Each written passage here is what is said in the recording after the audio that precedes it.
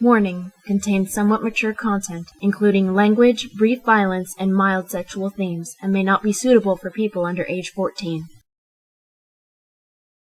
Rain smiled and nodded, kissing me briefly. I felt like I could walk on air. Unfortunately, I was still dizzy, so even if I walked on land, I'd be in danger of falling down. Sean came back with a tray of food, handing it to me. "Eat," he said. "Do you have any idea what you're doing to your body by starving yourself?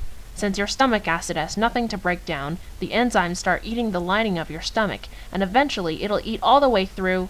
Rain suddenly slapped a hand over Sean's mouth, shutting him up. "Sean, I've told you this before. Most Americans don't pay attention to long explanations." Sean blinked, then pointed to Cole. "Starving yourself is like suicide, dude," he said, sounding a lot like Ricky. "You want to kill yourself so badly? Eat tapeworm eggs." I stifled a small laugh, eating the sandwich that was on the tray. Rain sat on the bed, watching me. Sean cleared his throat. I gotta go. Samantha wanted to, make out with me." He left, rather excited. I ate my lunch like I had never eaten before. Rain grabbed my wrist gently. "Slow down," he said. "You're going to kill yourself. There have been instances where starving people ate too fast and practically ate themselves to death." I blinked and then ate slower. I avoided Rain's gaze, but was quite aware of him watching me the entire time. Finally, I finished the sandwich, then drank the juice that had come with it. When I was finished with that as well, I finally looked at Rain. He looked so worried about me, but relieved at the same time. "Why are you looking at me like that?" I asked softly, averting my gaze again. Rain didn't answer for a few minutes. Finally, all he did was grab me and pull me into his arms, kissing me very deeply. I was shocked, so shocked, in fact, I started crying. Or maybe I was crying because I was happy. I didn't know. Rain held the kiss for a while, and I actually started kissing back. At last we broke apart, and he looked around, making sure no one was there watching. Then he looked back at me. "Listen," he said. "You need to stay in here the rest of the day, then go home and eat again if your stomach still hurts. I'll tell Sean not to tell anyone that you're homosexual, okay?" I nodded, and he stood, turning to leave. "Wait, Rain!" I said suddenly. He turned, looking at me again. I blushed and hung my head. Are we going out now?" I murmured. Rain smiled. "Depends. Do you want to be?" he asked. I nodded gently. "Then, yes, we are. Take care of yourself, and I'll see you tomorrow." He left the room, and I laid down gently. I closed my eyes and smiled to myself, feeling happy. My stomach wasn't hurting so badly anymore. Rain was my boyfriend, and best of all, no one was about to find out about our relationship. I had gone home after school as usual and went straight to the kitchen to get a snack. My stomach still hurt a bit. After I ate, however, I was feeling better again. My sickness was because of starvation, just like Rain had said. I went into my room, having the biggest urge to write in my journal and tell it about how Rain and I were going out, but I remembered I couldn't write anything like that. I knew I had to write something, though. I grabbed my journal and opened it, thinking. Finally, I came up with something that my parents wouldn't suspect. Dear Journal, I had a bit of a small fight with my best friend, but we made up now. I don't think we'll ever fight like that again. Oh yeah, and I'm over my stomach flu. I even drew a little smiley face. It felt very strange having a boyfriend, especially since I've never had a girlfriend or anything. At the same time it felt strange, though it felt right. I didn't think it was wrong anymore, because I knew that I couldn't help who I fell in love with. A little later in the evening, while I was trying to catch up on schoolwork, Mom called me in the kitchen for dinner. I went in and sat down, smiling. She looked at me curiously. "Cole, you're unusually happy today," she said, narrowing her eyes at me. I blinked and looked at her. "Oh yeah," I said. "I feel better, that's why. I don't feel sick anymore." Mom smiled and nodded, handing my plate to me. We were having spaghetti, which I actually really love to eat. As Mom and I ate, I noticed Dad wasn't there. "Where's Dad?" I asked. "He's working late," Mom replied. "Has a meeting or something. It's all right. It's never just you and me, Cole." I nodded, continuing to eat. "So," she said slowly, "how's your girlfriend?" I paused and remembered she thought Natalie was my girlfriend. I said, thinking. We broke up. Mom glared. Why? Mom asked. Isn't she good enough for you? I stared at her. Mom, she broke up with me, I said, trying to sound annoyed. She said she liked someone else more than me, so she had to break up with me. I don't really care. She never seemed like she liked me for my personality anyway. Who cares if she didn't like you for that? At least she was female, said Mom. That really did make me annoyed.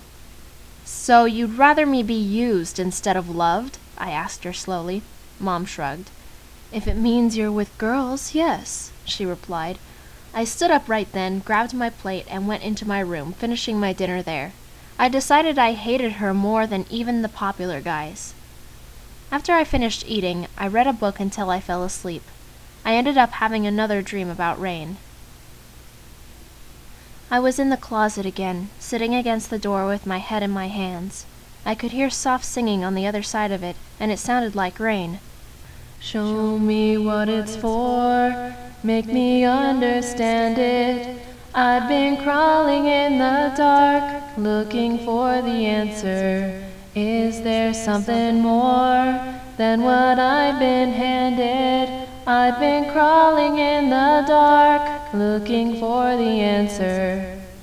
It was the same song that he was singing in another dream, and I recognized it even more now as a song called Crawling in the Dark.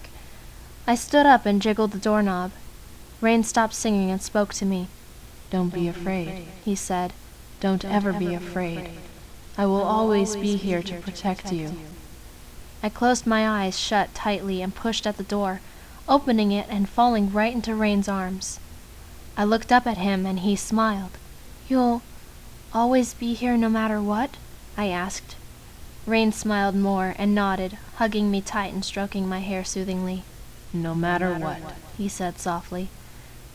Suddenly I woke up, my alarm beeping loudly. I sat up and turned it off, thinking about the dream. I was out of that closet, and Rain was always going to be there. I had nothing to be afraid of. I got up and got dressed, feeling very happy. I looked at Sandwich and her kittens, smiling. Good morning, I said. Sandwich meowed and stretched, and I laughed slightly. I went to the kitchen and ate a bit of breakfast, then grabbed my backpack and caught the bus, going to school. I went into the hallway as usual, beginning my old routine of walking around. I was actually trying to find Rain. Suddenly, Sean walked past with the twins on each of his arms. I made eye contact with him, and he stared at me. Then suddenly, he turned to Samantha and Adrian. So, girls, he said. How strange was it that no one was in the hallway near the computer labs? He actually said it quite loudly. The girls raised their eyebrows. Pretty strange, said Samantha. Yeah, that hallway is usually packed with nerds, said Adrian. Sean looked at me and smirked very slightly, jerking his head in the direction of the said hallway so the twins wouldn't notice. I got the hint and carried on my walk to go find Rain there. I entered the hallway, and it was indeed empty, all except for Rain. He smiled at me and I ran over to him. We need to find a place to hang out, he said. This hall won't be empty for long. Why is it so empty? I asked him. Rain laughed. I told the nerds here that the actors from Star Wars were in the gym. Now come on, follow me. I laughed and followed him. He took me back outside the school and behind the dumpster where the cats used to live before I took them home. Is this where we're gonna be every morning? Rain nodded. I want to be secluded from everyone else, he said. It's a sacrifice that has to be made when we're keeping our relationship a secret. But why do we have to hang out in secret as well? I asked. Rain smiled, and he actually blushed. It was the first time I ever saw him do it. Because then our secret will be blown, he said softly. I won't be able to keep my hands off of you. That was when I blushed, but I knew it was more intense than his. I was about to ask him what he meant, but he answered it before I could. He grabbed me gently and held me close, kissing me very deeply, more than ever before, now that he knew I was comfortable with it. It was very hard not to kiss back. After a while, he broke the kiss and smiled at me. Don't be shy, he said. You can kiss me back, you know. You can do anything. I must have looked more like a cherry than ever now. I was blushing so hard. My heart felt like it was going to jump out of my chest. I hesitated, then cupped my hand over his neck and kissed him gently, closing my eyes. He slowly laid me down on the ground, kissing me back and trying to encourage me to not kiss so modestly. It was hard not to be modest. Rain was really the first person I've ever done something like this with. I kissed him a little more deeply and his hand went over my chest, attempting to unbutton my shirt. Just then, the bell rang and we broke apart. He looked annoyed. "Well," I said nervously, "time for PE." Rain nodded, getting up, then helping me up. "I was enjoying that," he said. "I wish it could have lasted forever." I smiled, secretly agreeing with him. We went back inside the school and walked to the locker room together.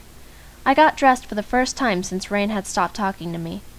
I kept looking over at Rain while he was getting dressed, and I noticed he kept looking at me as well. I couldn't help but smile as I finished dressing. Rain and I walked into the gym together and sat down. Mr. Frey was glad to see I was dressed out today. Then our teams began playing basketball as usual. It was a normal morning. After PE was done, we got dressed again and waited in the hall like we always did. Rain stood close to me and I could tell he wanted to hold my hand, but he knew he couldn't. A few times he simply linked his index finger with my pinky for a brief period of time. The bell rang and we had to go our opposite ways. Sean walked next to me and I realized he probably wanted to talk to me once out of earshot of the guys. "So how was it?" he asked quietly. I blinked. "How was what?" I asked in return. Sean grinned. "You made out with Rain, right?" he said. I blushed. "How did you know?" I said very softly. "He enlightened me that he sought to, but had to do it in private. I understand, of course, and don't fret. I didn't inform anyone about you guys." I nodded and we walked to math together. I sat down at my desk just when Miss Miller told us to get into groups. Natalie and Sean dragged me over to sit with them. It was peculiar having Sean be so nice to me now. Sean did most of the work, but talked to us at the same time, which I would never have been able to pull off. Natalie and I copied the answers from him while we spoke in hushed voices about me and Rain. They were the only two who knew. "So you two are going out then?" asked Natalie. I nodded. "But don't tell anyone," said Sean. "Otherwise something horrible might happen to Cole." I looked to Sean. "What about you and Samantha?" I asked. "I saw you walking with both twins." Sean laughed. "Oh yeah, amusing story. I was making out with Samantha yesterday when Adrian came over to us and stole me from her. They decided it was acceptable to share me."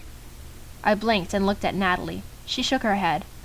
"I don't think it's right either," she said, and looked to her brother. "Sean, I can understand Nate doing that, but you? I thought you were smart." Sean laughed.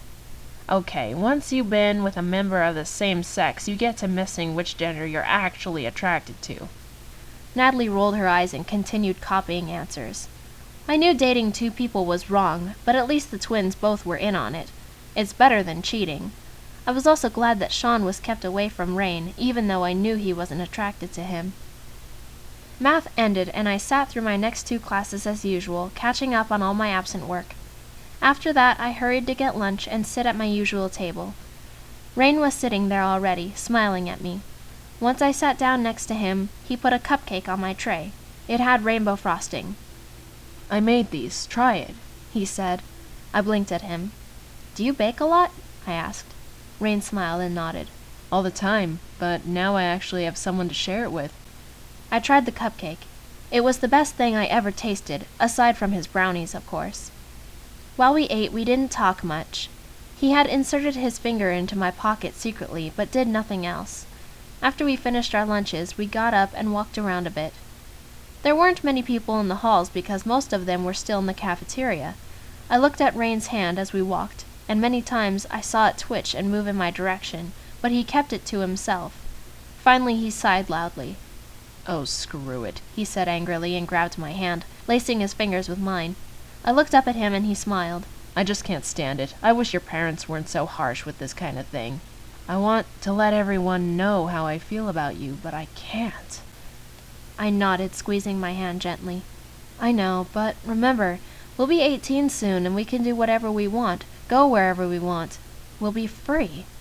Rain sighed. "The thing is, Cole, my mom already has accepted that I'm homosexual, so it doesn't seem fair about your parents." I blinked. "Just your mom? What about your dad?" I asked. Rain shrugged. "Dad died when I was 4, he said. He was a smoker. He had been smoking since he was like 9 years old, and it killed him. He was a good man, though. Taught me how to play the guitar.